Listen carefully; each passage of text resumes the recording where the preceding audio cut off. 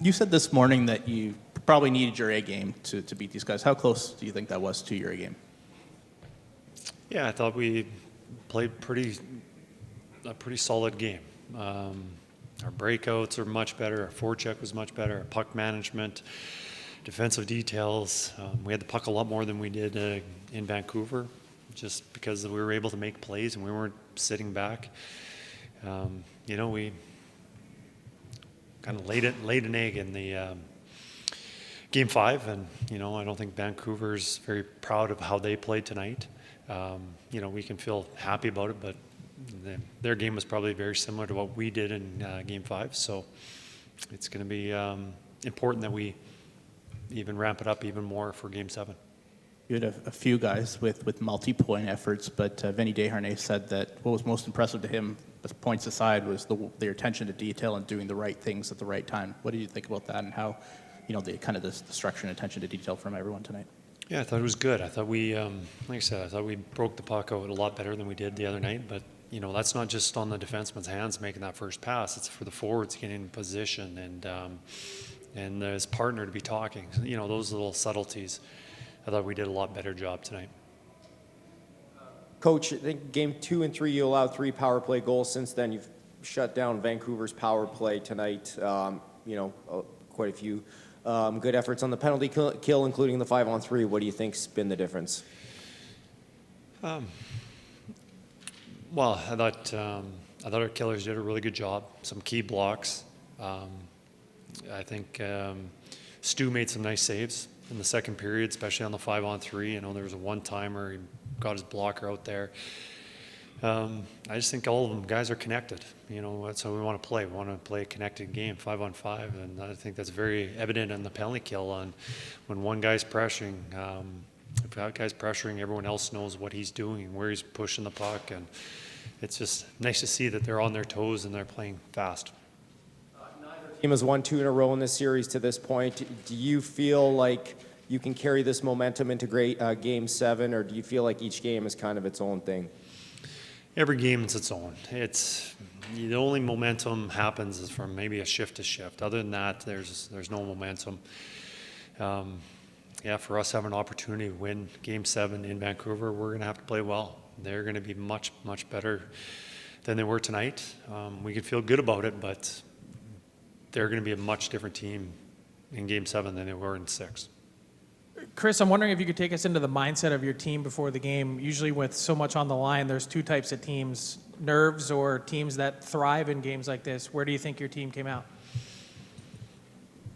I don't think there was any nerves. I think they handled it very well. I think a lot of they've been in a lot of big games, through the years, the LA series, and they were in they've been in through elimination games. They know what it's about, and ultimately it's about just playing your game as best as you can. It's not finding something after 90-some games. We're going to be doing something different. It's just making sure you execute best you can. From Cam, wanted to know about coaching, sense of urgency, but also calm at the same time. How you can get both those things from?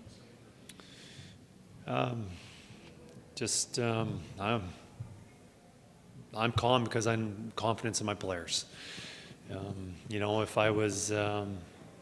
If they weren't composed and ready to play, I'd probably be a little more worried about how the game was going to play out. But they talk about coaches make their teams calm.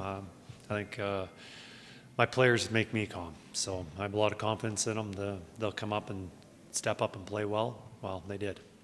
How would you describe sort of the way it was going for your group before Holloway found that goal, and how much did that help kind of ease the whatever strain they were feeling? It was nice to see, obviously, getting that goal. 5-on-5 offense has been pretty tough to come by through this series because they've defended very well and not giving us room. But, I thought we had a good start. The first few shifts I thought we got off to the right start. I know McDavid line had some chances, shot attempts. Then I guess the one thing I didn't like was got away from that momentum was the penalties that we took. Had a couple kills, gave them an opportunity, but fortunately for us, our penalty penalty kill came up big. Chris, you put in Sam Carrick, his first game of this series. What did you think of him? Loved him. I thought he was huge, and it was tough making that lineup change. It's been tough keeping Sam out of the lineup as long as we have. And our fourth line had been playing so well with Janmark, DR, Brownie, and we trusted them with a lot of key situations. And we just moved our lines around a little bit, and with Sammy, it didn't drop off at all. And another thing that he gave us was very key on the faceoffs. Won a lot of defensive zone faceoffs. Yeah, you had him on 12 draws. I think it was 58%. Also, added a physical element. Vancouver's being the team more physical. I know you've had the puck a little bit more, but did you need that element a little bit and him on the boards and being physical? Yeah, I thought he won a lot of battles. He drew a penalty. Had some hits. So he did exactly what we expect of him. So it was a nice addition tonight. Chris, I'm just curious. There was a lot of discussion coming into tonight about McDavid having just had one assist in the 3 games leading into Game 6. And the way that he managed to help you create the second and the third goal tonight, whether it was creating a turnover, using the speed on the forecheck, it's not stuff off the rush. It's sort of playoff stuff. Does that continue to impress you, even though you've been around it for so long? It does. It shouldn't. I've seen it so often, but it does impress me.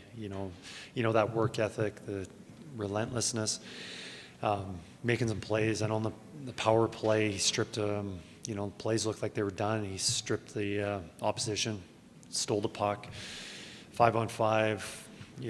Hunting down pucks, just doing a lot of those little things. And obviously, you see the unbelievable passes and the line rushes, things that he can do with the puck. But those little details are very important, and that's also what makes him special. With the way Game 5 turned on their forecheck, and sort of in the first period, it looked like they were able to get on top of your D a bit. Where did it flip in your mind? Was it just a matter of playing faster, or were there adjustments to be made there? Well, it's easier in the second period if you are playing well to continue having momentum just because of the long change. It makes a huge difference, and that's probably the biggest time of when there's momentum shifts is in the second period, because of one line has a good shift in the second period. Most likely the next line's going to have a good one because just of getting fresh bodies, and the other team's in a position where they're vulnerable on the changes, and so that helped us in the second. Chris, how difficult was it to tell a guy who's played over 200 playoff games, Corey Perry, he was not playing tonight? Very difficult, especially what he provides to our team, and not only the on-ice product, but also helping out the rest of the team. The composure, the motivating, the intangibles, all the things that don't show up on a score sheet. Corey brings a lot of that, and we just need to make a little adjustment, try to do something differently. And we talked about adding something to our lineup that Sam was able to do, but very difficult taking him out. And your power play has not scored in a while. What are they doing, or what are you seeing from your power play that it's not as successful as it was earlier in the series? I think they're doing a pretty good job finding out where lanes are. Their sticks are in the right lanes. They're making it tough on us. It's important for us not to get impatient. One thing we talked about in the LA series was just slow things down, make the play, not force it. And these guys have always gone through ups and downs, and usually it's a lot more ups than downs, but they'll figure it out.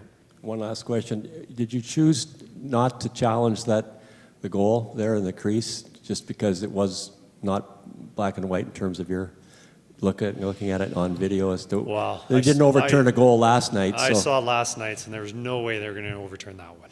Okay, so that's the reason. Okay, thank you.